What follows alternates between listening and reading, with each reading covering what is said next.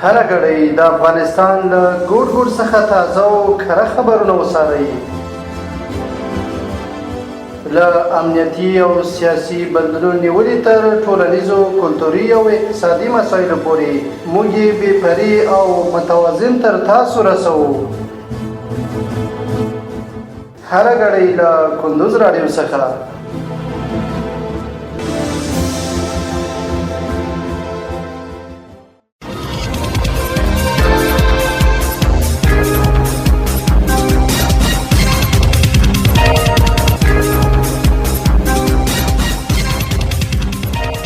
سلامونه او وخت مو بخیر. پام راوړم د کندوز رادیو د دې ساعت مهمو ورځنیو خبرونو ته. نن شنبه د چنګاښ 4مه نیټه ده چې د 2025 کال د جولای له 26مې نیټې سره سمون لري. روانه خبري غړي د تضاد الجلیل احساس وړاندې کوم، خو په پیل کې هم د څو مهمو خبرونو سرټکی.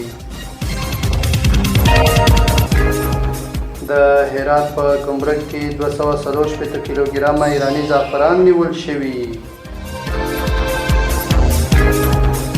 له بلخ څخه تاجکستان ته د کبانو د دانې لومړۍ محوله صادر شوه.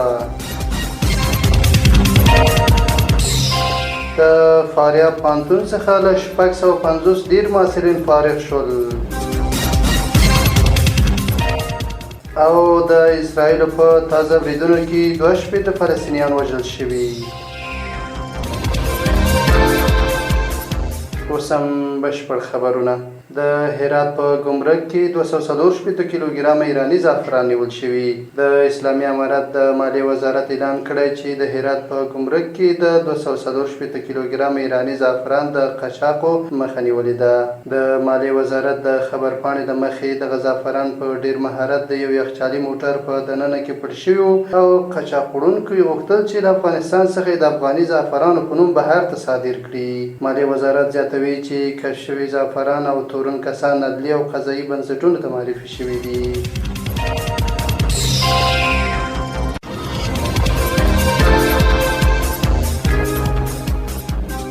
له بلخ څخه تاجکستان ته د کبانو د دانې لومړۍ محوله صادر شوه. د لومړي ځل لپاره یو خصوصي شرکت له بلخ ولایت څخه تاجکستان ته 50 تنه د کبانو دانه صادر کړې ده.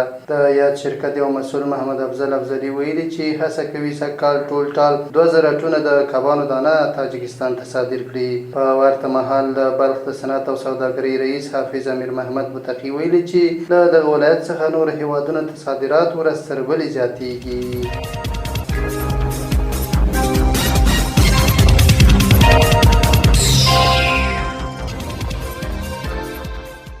د فاریاب پوهنتون څخه له 650 ډیر محصلین فارغ شول. د فاریاب ولایت د پوهنتون له بېلابېلو پوهنځیو څخه له 650 زیات محصلین فارغ شول. د فراغت په مراسمو کې د فاریاب سرپرست والي عبدالاحد فضلي فارغینو ته ویل چې په هیواد کې پاتې شي او د وطن په ابادۍ کې ونډه واخلي. نوموړي زیاته کړې چې دا مهال په هیواد کې امنیت تامین شوی او اړینه ده چې ځوانان د پرمختګ لپاره هڅه وکړي. په همدې حال کې فارغ شوي محصلینو له چارواکو غوښتنه وکړه چې د دوی لپاره د کار زمینه هم برابره کړي.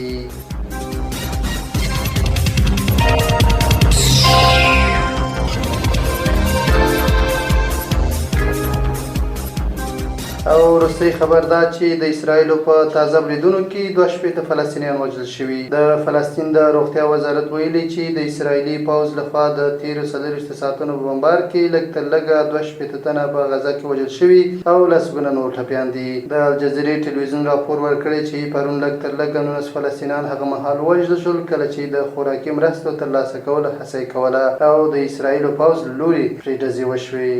د مې میاشتې راهیسې تر اوسه پورې لا 900 زیات کسان د خوراکي مرستو د ترلاسه کولو په تمه وژل شوي دي. ډېر دا کسان د غزې د بشري بنسټونو مرکزونو ته نږدې په نښه شوي دي. د جګړې له پیل راهیسې تر اوسه پورې لږ تر لږه 950,580 فلسطینیان وژل شوي او 1,43,498 نور ټپیان شوي دي.